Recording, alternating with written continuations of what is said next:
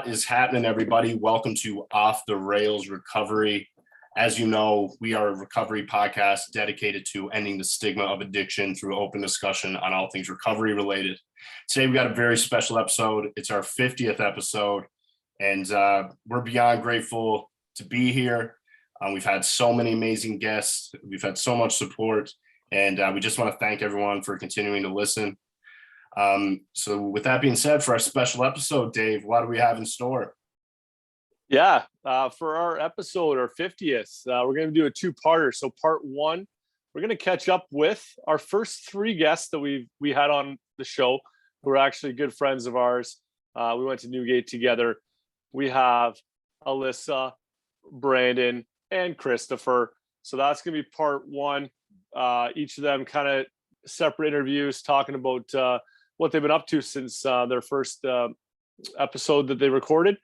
And then part two will just be the six of us, those three that we mentioned, plus Jared, Mark, and myself, just asking some questions, shooting the shit, and getting their thoughts on a couple questions we have up our sleeves for them.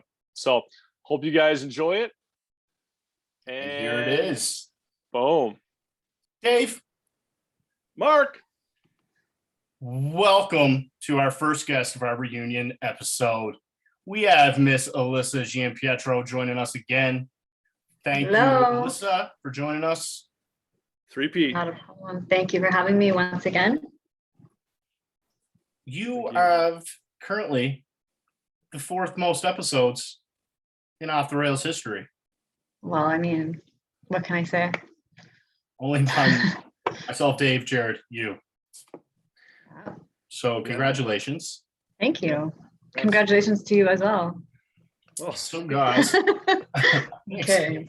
So guys, on our reunion episode, we are catching up with former guest of the show, former guest that we went to treatment with, and get to share the lovely experience of recovery with. So Alyssa, thanks again for joining us. Thank you. We're ready to hear about Yeah. how recovery is treating you. All right. What has changed since you were on the show? What is life like? What's been hard? Okay. That's pretty much all I got for the introduction. The rest is on you guys. All right. All right. So basically, we started. I guess the first episode was in February, I believe. Right. Okay. So since then, I mean, it's been pretty much the exact same as what I said in the first episode until probably right after Easter. So I'll kind of summarize it. But overall, everything has been surprisingly, I don't know, I'm very surprised and at peace with how it's all gone through, the ups and downs I've gone through. But one thing I just wanted to mention, I didn't touch a lot about family and my relationships with them in the first episode. So I wanted to kind of just say a quick thing. My aunts and uncles on both sides and my cousins and my grandmother on my mom's side have all been extremely supportive and a big part of my story. And I kind of didn't touch about that very much. So I just wanted to put that out there. But yes, so since the episode, I've been working at the job I got at Newgate, following my routine, morning workouts, doing my journaling and doing some meetings online, spending time with family, keeping myself busy, always not settling for just something that's good at the moment. What we did touch on this a lot when we were at Newgate is that, so what happens if this happens? How are you going to handle it and all that? But what I didn't really realize is it's always going to be like someone will tell you a situation that could happen, but it's going to be different than what you thought it would, because who knows how it's going to play out, what factors are involved and stuff. So all of those things being thrown at you that you're not expecting kind of are tests to see like how you'll be able to handle them. And I've had a lot of those. So those have been some of the hardest things, but I'm I'm very impressed with myself. And I will say that because I've cried, and I've cried to Mark, I've cried to Dave, I've cried to my mother at 4 a.m, of everybody.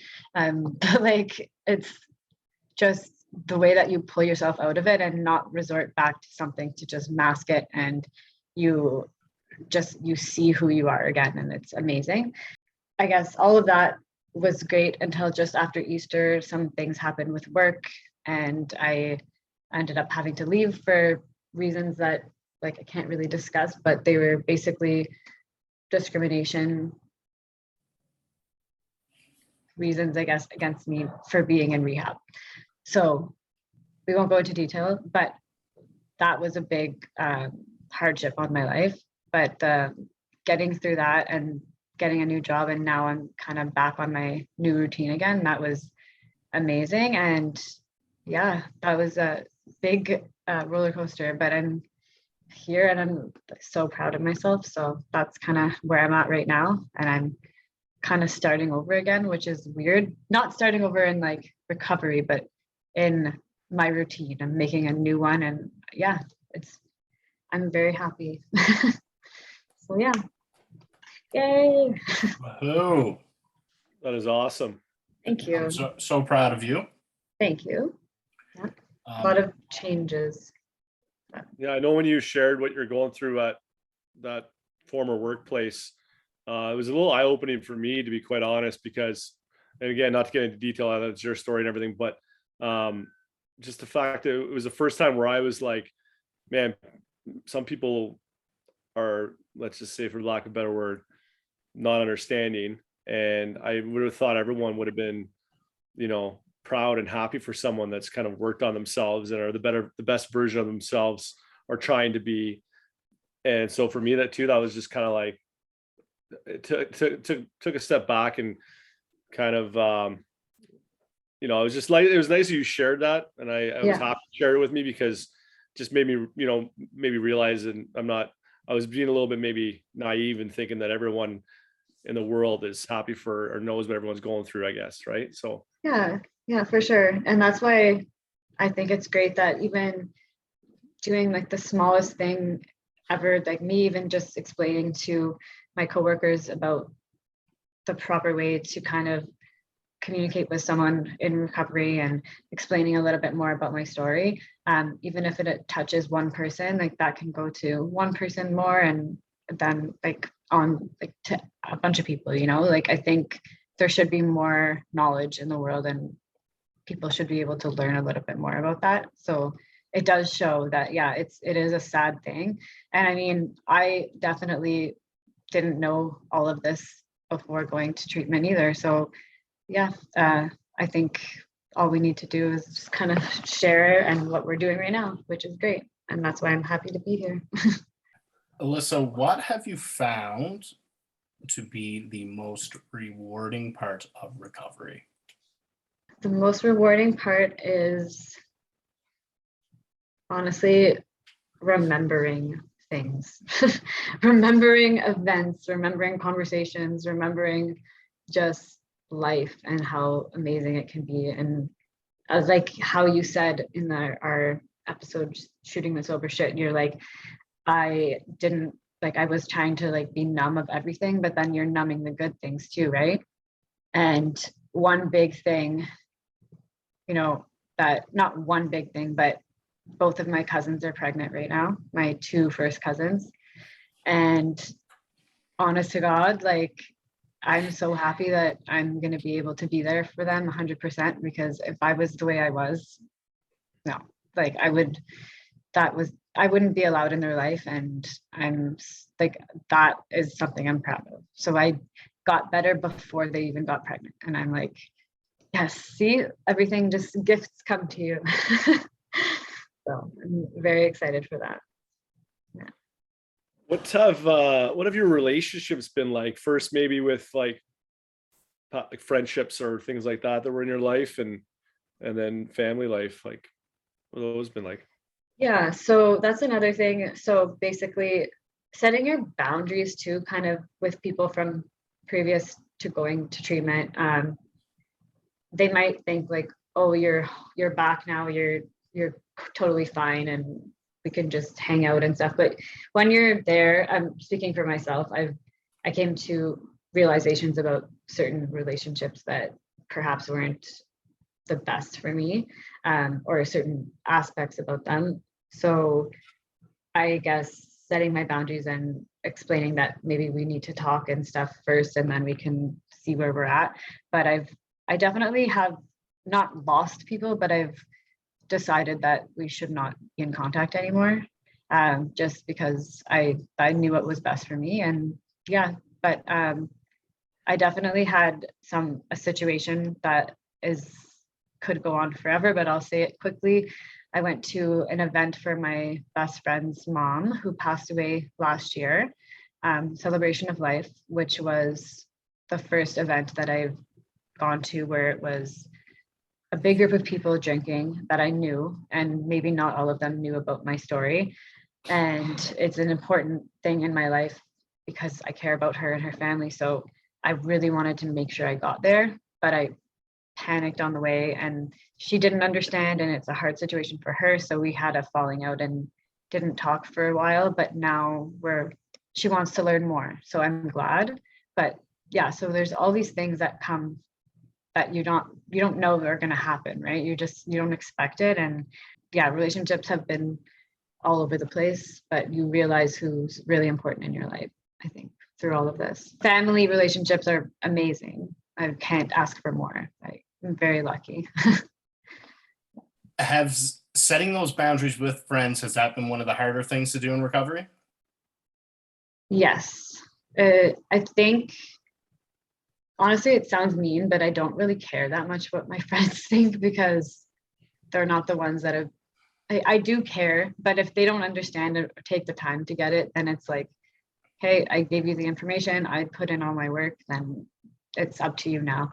But it has been hard for me to kind of set them and like follow through, because I've always been that person that's like, oh, I'm putting everyone else first. But now that I've done it and I see people react in a way that they're like, oh, okay, like this is how she wants it, then we'll try to learn. And the ones who don't want to learn, it's like whatever, it shows you who's really there for you. But yeah, that was definitely difficult, but I know how hard I've worked, and that's more important than anything. So yeah. Isn't that sort of a proud feeling though, when you put yourself first for once, and you say like, I don't really care what other people think. I know you're mean, but yeah, you did for so long where you're compromising yourself and for others, and now you're just kind of like looking out for yourself.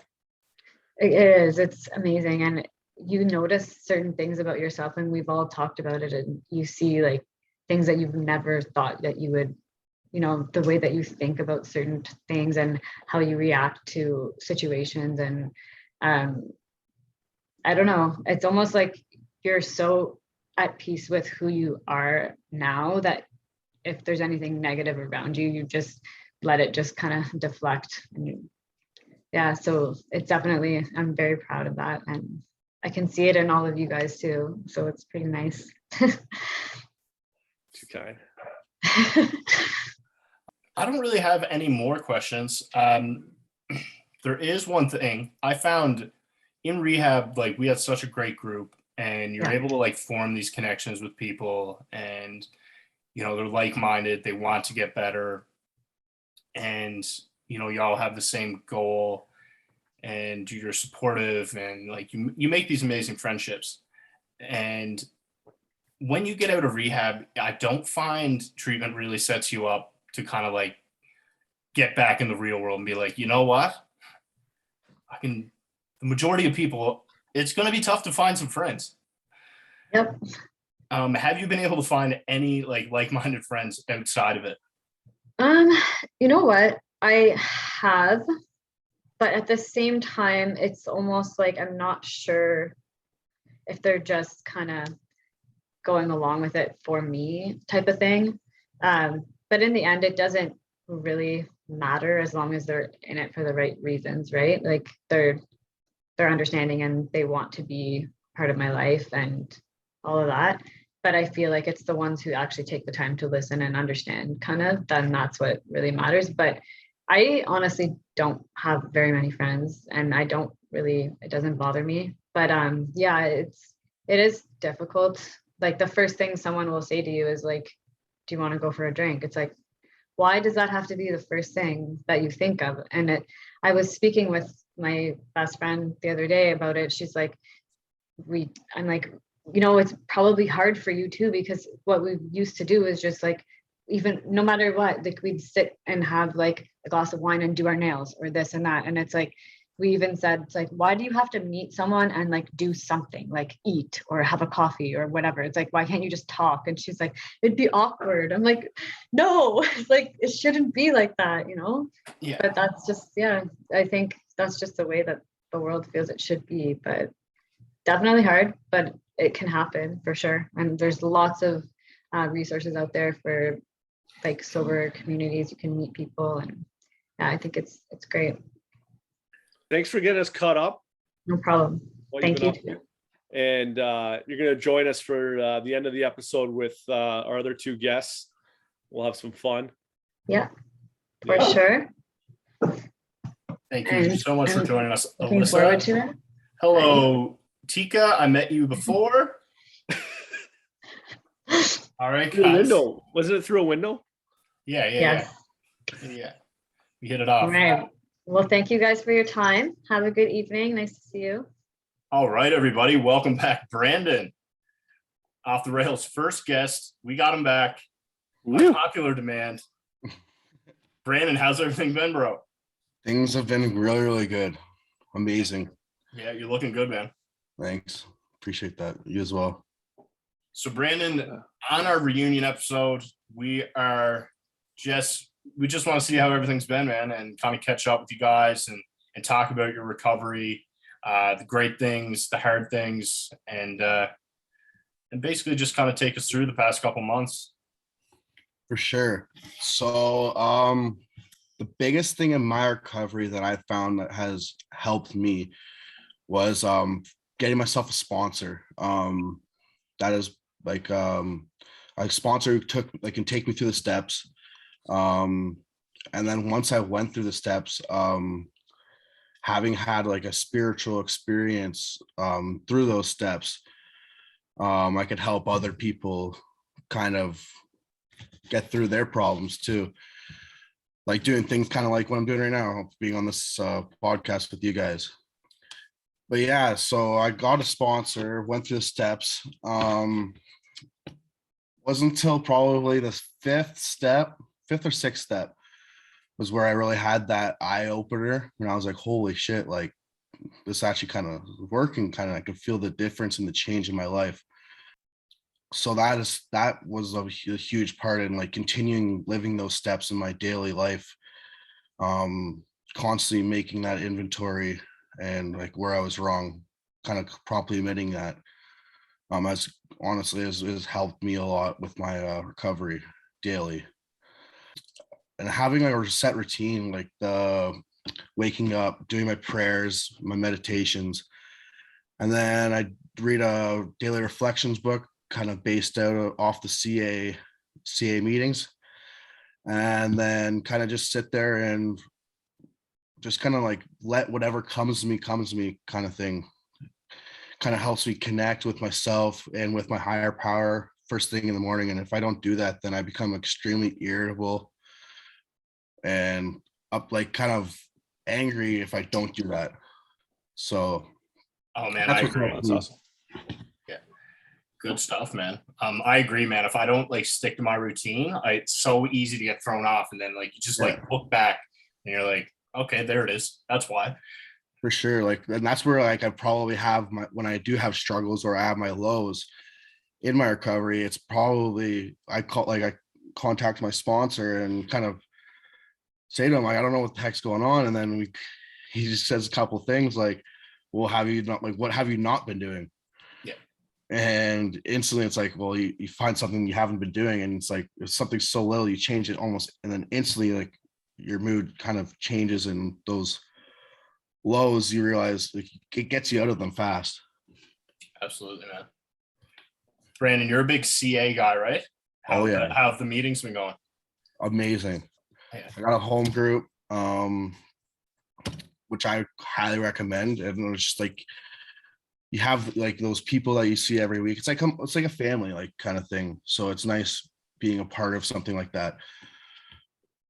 What's the social life been like as a young man, like with the friendships and all that, past friendships, or you spend a lot of time with the CA people outside of the meetings too, or?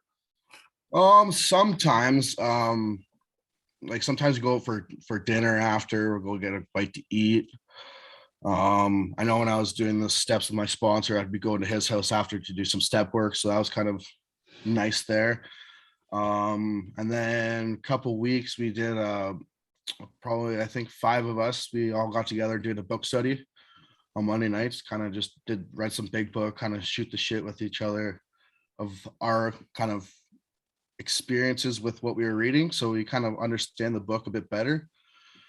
Because I mean, for me, reading that big book, it's hard until like you kind of get a perspective of like someone else says what they think about what the readings, like what we're kind of reading about, and it kind of makes sense. Like, oh shit, yeah, that's that, I can relate to that kind of thing.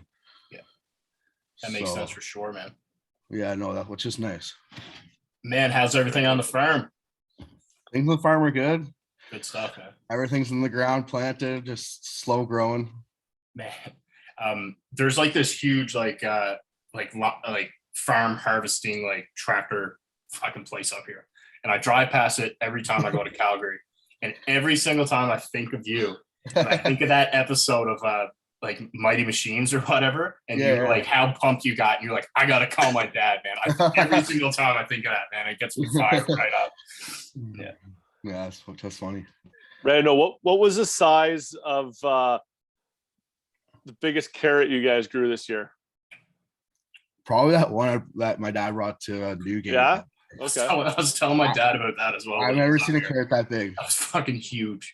So yeah, probably the size of my forearm. Yeah. Going back to the relationship thing with, I've kind of gotten back into hanging out with my friends like that are like they're not in recovery. They're just normal people. We're normal too, but like not people that are in recovery, I guess. So yeah, kind of getting back and hanging out with them, getting back into normal life. But it's helped, like the 12 steps has helped me a lot, giving me the courage and like to kind of make sure I'm okay with doing that, I guess.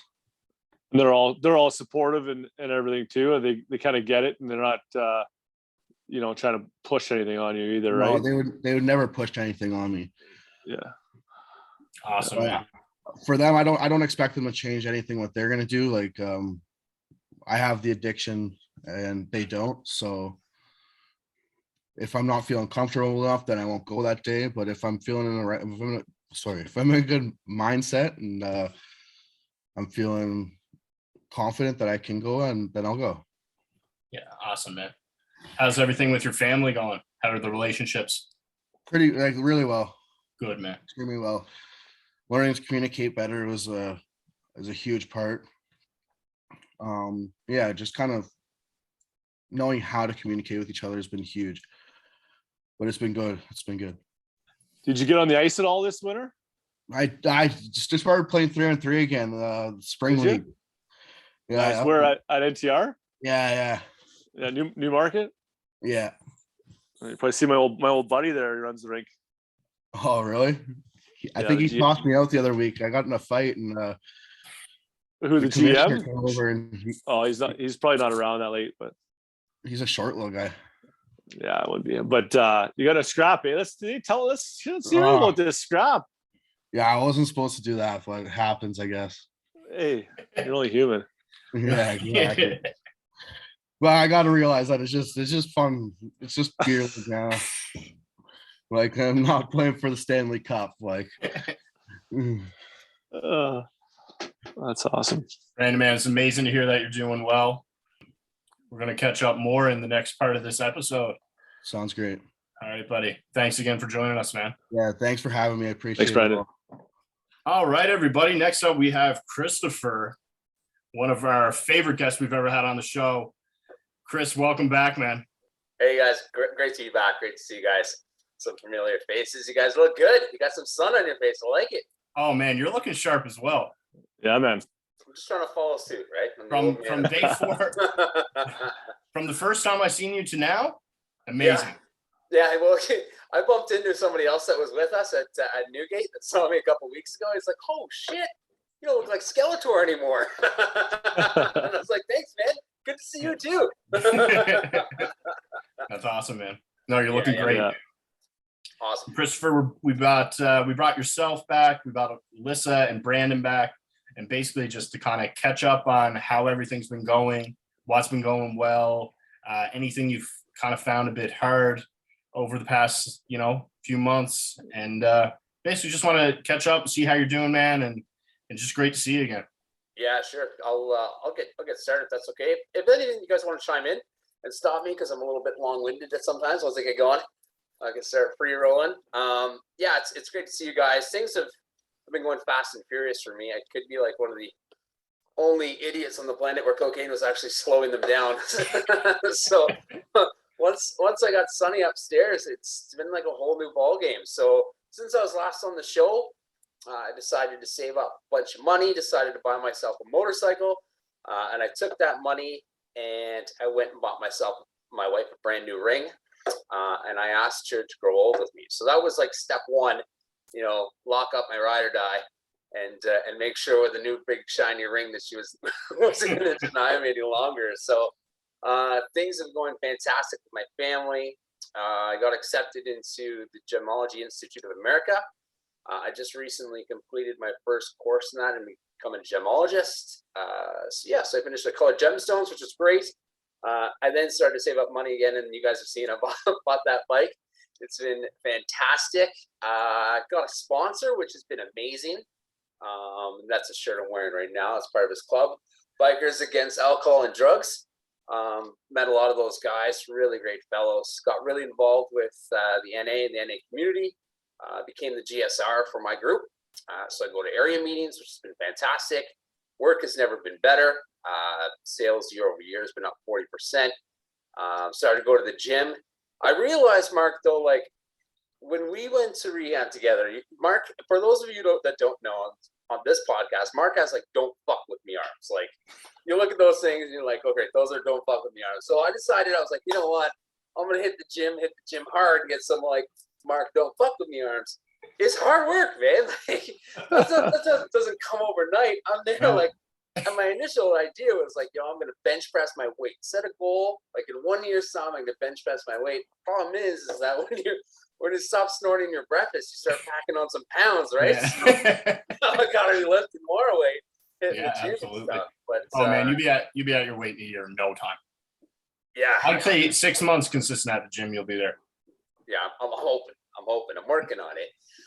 So what else have I been up to? I journal every day, continue to check in with people at Newgate. I try to carry the message. Got the website there. I got a really cool like animated thing they got put on it with like characters and stuff that walk around. I basically got really immersed in the community and getting better. So that to me was fundamental to get involved. I do stuff that makes myself awkward all the time. I'm always, one step back. I did something yesterday. I went out for Indian food, which I've never eaten before. And you guys know how I typically eat at Newgate. So this was interesting. Sherry, I'm sorry. I loved your food if you're watching. It was fantastic, but some of the things. Did you just order the food and then just immediately throw it in the garbage? Is that what you did?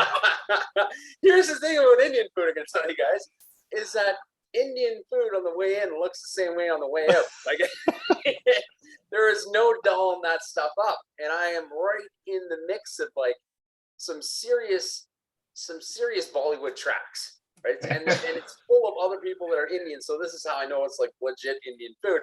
And food shows up for my wife, and food shows up for me. We've ordered completely different dishes. They look exactly the same, to the point where we have to sniff them to see like which one might be spicy, which one not might be spicy. But anyways, that's what I've been up to, doing different things, getting awkward, see what I like again.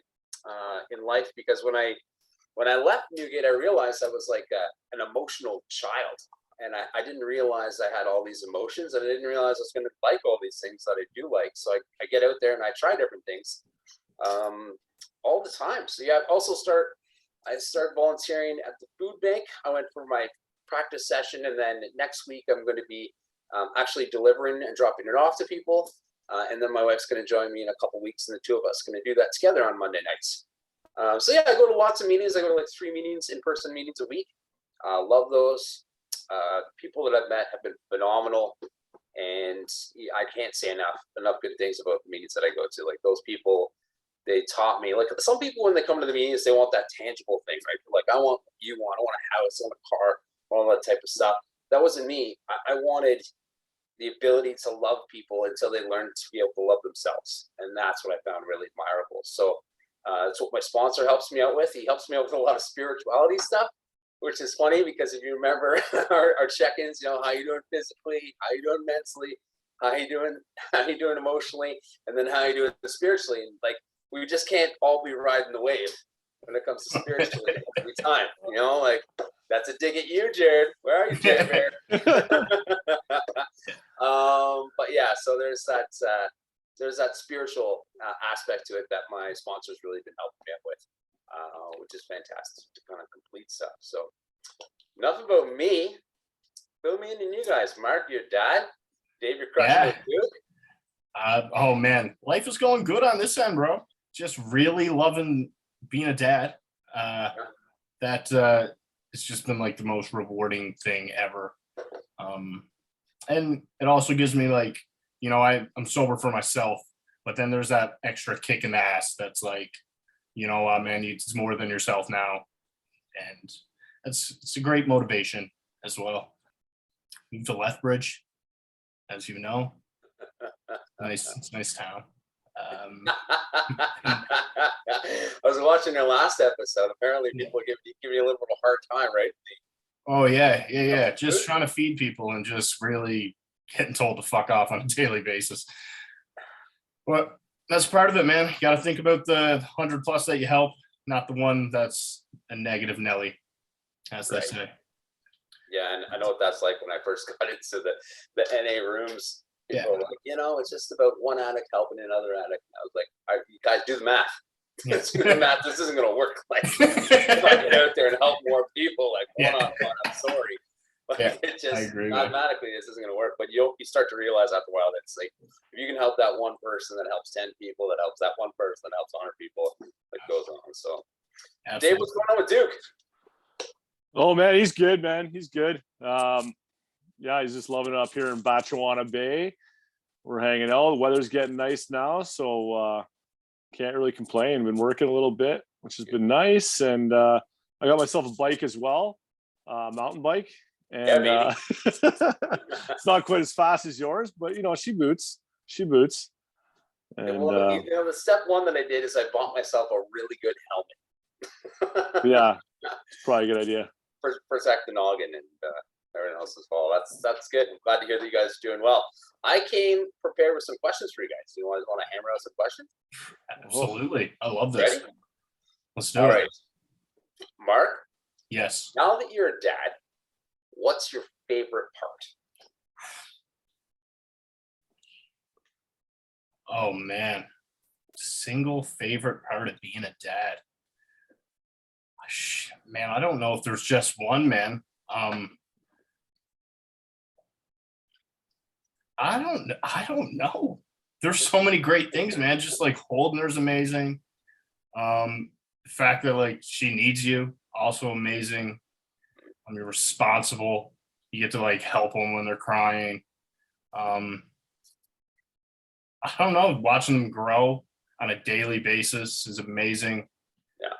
Shit, man, the list goes on. I think it's just like an incredible experience. Yeah. It's fantastic. It's one of the great wonders. Yeah, so, absolutely. Would an excuse to buy a gun to protect her from guys, would that be one too? Oh, yeah, absolutely. You think Yeah, Mark's going to shoot the gun? He's just going to pistol whip people. That's true. He doesn't need a gun. Straight That's true. foul shit too. Yeah, exactly. His arms, those are guns enough. Oh yeah, that was a good all right, question. Dave, you ready for Dave's question? Here it goes. Let's Dave, do it. does your dog Duke play a role in who you date or who you will date? That is a good and funny question. Because this is before I moved back to the Sioux. I haven't been with anyone. I haven't dated anyone since I've been back in the Sioux. But this girl didn't really like dogs all that much, and he would come on the bed or whatever, and she'd actually get like upset and didn't want him on the bed. So I knew that the relationship wasn't going to work regardless anyway, just for multiple different reasons. But that was for sure it's not going to work out. So yeah, man, definitely need a dog person and someone that is into that, because yeah, he's pretty cool, man. So absolutely. Yeah, bros. Gotta stick with the bros. Yeah, man. I think we're going to get a dog to grow up with Mila. Are you? Yes. Yeah. What type of dog? Have you been looking at the breed or? Yeah, I don't know, man. We literally go through every type of dog we look at, I'm just like, no, that one's adorable. I can see her with that one. That one's beautiful too. It's just I'm so indecisive. It's wild. I'll tell you guys a little secret. When I got her to rehab for the first couple of weeks, every morning I would Kijiji search puppies. It's hard to have a bad morning when you search puppies. Oh yeah. That's a good point, man. That's a good technique, guys. Yeah, that's a good tool. There's a tool right there for you. Put that. There's some positive affirmations. Good. I made a top 5 reasons to appear on OTTTR. Do you guys want to go through those? So bad. We going from 5 to 1 or 1 to 5? I'm going to go from 5 down to 1. All right, let's hear number down south. 5. Number 5. It's fucking fun. Right there. We could just stop right there. We could just cut it. Yeah. But that's going to be number 5. Number 4, you learn a lot about yourself. It's deep. I like that. Number 3, recovery is not a me program. It's a we program. Ooh. Dave, Mark, and Jared will continue to support you. So I think that's really fundamental in people's recovery, that you get a ball team, you get people that are there to support you. It's no longer a me program, it's a we program. Number 2, you can carry the message to the addict that still suffers. Now that one's kind of deep. That's not my own. I didn't come up with that. That one's from some literature I think Mark might be familiar with. So I've heard that one before. Take credit. You maybe heard of that. Now the number one reason why people should come on this show is because your story might be the game changer in another addict's life. And your story could be the reason why another addict gets help. And this is why I wanted to do the top 5 for you guys, because I wanted to share something that's fantastic that happened. So the last time that I was on your show, I posted my story and I fired it out there. I just was like, this is who I am. Social media, I'm coming for you.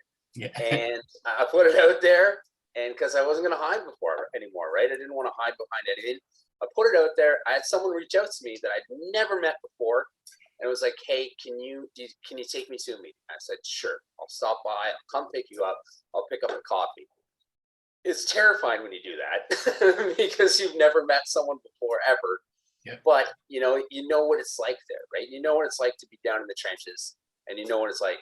And so I met this guy, fantastic individual. Kept working hard at it for a little while. Had a relapse. Kept at his program though. Do you know where he's going to be in 3 days? I don't, but I'm excited to hear it. He's going to Newgate. All right. Oh, going to Newgate. So yeah, that's amazing. That's a great success story, right? You guys are carrying the message. And sometimes it's just, I wanted to get out there, and I thought the life that I've had and the story that I've lived, I want people to look at me. If this guy can fucking do it, then I can definitely fucking do it. right? And he's there in Newgate. Sam looked after him. He's a great, great guy, a great lad, and I look forward to see him when he gets out. But he's prepared to work hard, roll up the sleeves, and do the hard work. Because anyone that thinks that recovery is easy is fucking crazy. It's hard. It's a lot of work. It's hard work. Yeah. So yeah, I guess I can also talk about some of the things like since I got out that were interesting that I'd never experienced. Like I never experienced what it's like to have warm weather and walk past patios and walk past bonfires, and those things are tricky. And I started going to some parties recently that are sober parties with my new NA friends and my new clean friends, and they're fantastic. And I thank them for inviting me, because I'm kind of a dick, and it's hard for me to put myself out there to meet new people, right? It's difficult, but I really had to like totally wash, because I didn't move. I stayed here, and there's two places where I go to meetings in this city where I can literally take a rock and hit a dealer's house. So I had to stick it out, and luckily enough, these people were nice enough to continue to invite me, and I went to a couple parties, and I realized I still get that anxiety, like, this is a great party, but we can kick this up. We can bring this to the next level. Like, this is fun, but like it's almost as soon as the campfire gets going, I'm like, ooh, and like the party's just like, oh yeah. And then I was like, I gotta go home. So anyways, I'm very grateful that people have been inviting me to the party, because I'm learning how to live life on life's terms, right? I'm just learning how to do it sober, and do everything sober, and sticking with emotions, tough, right? And it's not easy when you get out, because there are some people that had assumed that because I had done recovery that I was fine. Yeah. Like, oh, well, you've done recovery, you've gone to rehab, so like have a beer. Just You're better. drink, like don't go crazy. And you're like, no, idiot. Like I got one speed, and it's, if I have a drink, I'm drinking the fridge. If I have any drugs, I'm doing all the drugs. And not only mine, I'm doing yours and anybody else at the party too. So yeah, that's difficult to get used to. And the other thing is, like, people think when you're doing the steps that you just kind of go through them very quickly. And I'm very tedious. I write it all down, each step. I put pen to paper, and it's going to take a long time before I make all my amends to the people that I need to make amends to. So I also have a really great family and a really great support network, and I've got really great relationships now. And Newgate taught me some things about being vulnerable, and also about checking in with people and having real conversations instead of like, fine, thank you, how are you, I'm great, I'm good, blah blah blah. But how are you really? And that's actually helped my family really get much closer. Like I joke around with them. I'm like, hey, only fucking took this fuck show to go to rehab for everyone to get closer. But like, my family's never been so close before. We get together all the time, and it's been a very positive experience. So yeah, it's been fantastic. I don't have any complaints. I mean, sometimes I'll call a spade a spade. It's tough. It's not easy, like I have moments, and I know that people that have had longer recovery times are like, oh, I don't know what it's like not to feel like to you. So it's like, I get like 20 something triggers and cravings a day. So I'm actually kind of grateful for that, because it helps me to continue to work my program all the time, because I can't become complacent in my recovery. So it's been interesting, but it's been good, man. Being sober, whew, Being able clean, to feel, man. Man, get up in the morning and like, let's go. Woo! Man, you mentioned how Newgate like kind of helped you like step kind of and be vulnerable. Do you find that is kind of what makes you more willing to try new things now in recovery? 100%. Yeah, 100%. I've noticed that with myself as well. Yeah, it allows me to sit down and take the time, right? Like I spent, as I told you guys before, I spent like 16 years on a trading floor doing investments. I now invest in people, and it has the greatest ROI, return on investment, you're ever going to get. Invest in people, spend time helping people, and have real conversations with everyone, because it's similar like my relationship with you guys, right? Like when you've got people that have been in the trenches with you, Yeah, absolutely.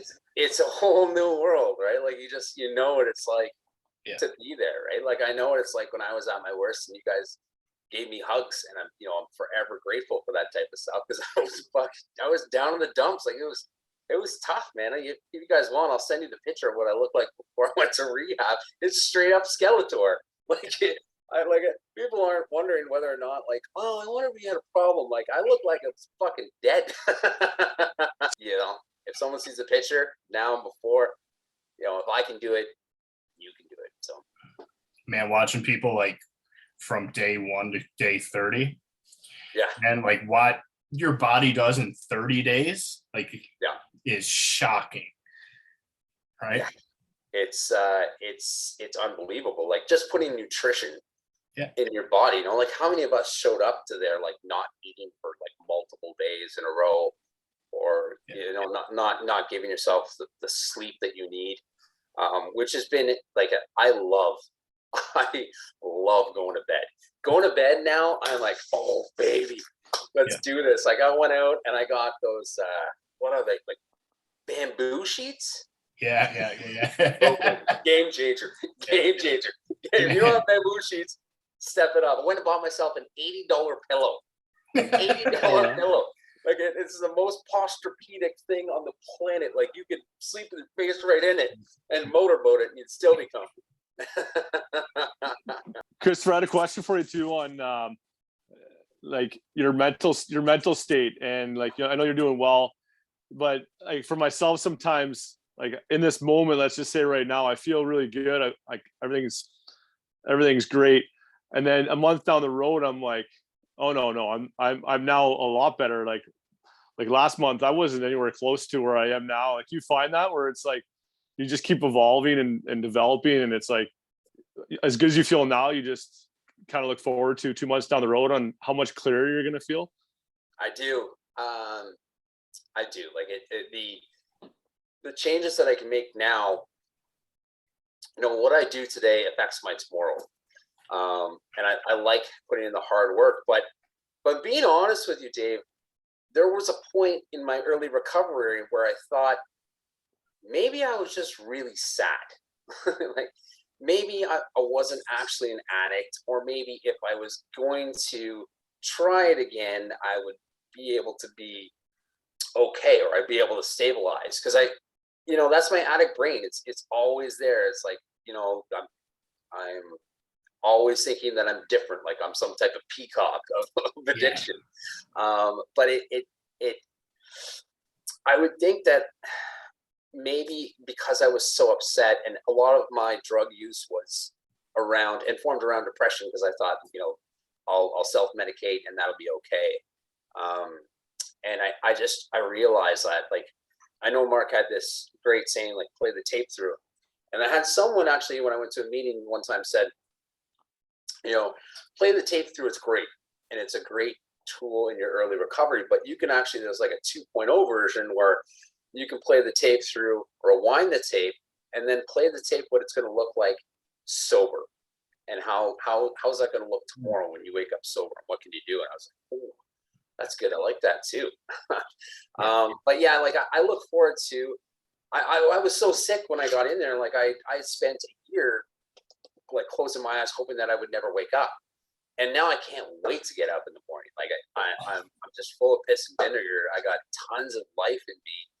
And, I set the alarm in the morning, but some days I wake up before the alarm and get it on. So it's not only that, it's had a really positive impact on my family. My kids are so much happier. I'm doing things to help, making sure that they're already enrolled in 2 camps for this summer. And I'm just more amicable to be around from a partner perspective too, right? Because it's not day 3 when I haven't slept. If you're not doing a lot of drugs, you're just not sleeping for one night, people are kind of crabby. Throw together 3 nights and rampant addiction, and I'd be a fucking monster. So there's a lot of good stuff. And I think the other thing that, Dave, maybe for people that are watching this, the more good days that you can string together, the more positivity starts to roll in. and the more like it steamrolls to other positive. Like you meet other people, and they're probably maybe in a hard place, and you can help them, and then they can help other people, and then I have such a great positive network around me that I was able to create. But it all started with, you know, admitting that my life had become unmanageable, and yeah, stepping into Newgate, meeting some great chaps, and then you guys have been doing a great job. I love what you're doing with the podcast and the people that you're reaching, and I like the fact that Jared has to stop smoking too. Yeah, well, we haven't really got an update on that actually. Yeah. Next shooting the sober shit, he's getting it. Yeah, feet to the fire, boys. Feet to the fire. All right, Christopher, we got to cut this one off, buddy. But you know you're welcome here anytime. Anytime you want to come, shoot the shit. Just let us know, buddy. I love you guys. Keep doing what you're doing. Love you too, bro. Love you, bro. All right, guys, that's it for part 1. Hope you guys enjoyed it. Check out part 2. Yeah, make sure to like and subscribe, and definitely stay around for part 2. Things get crazy.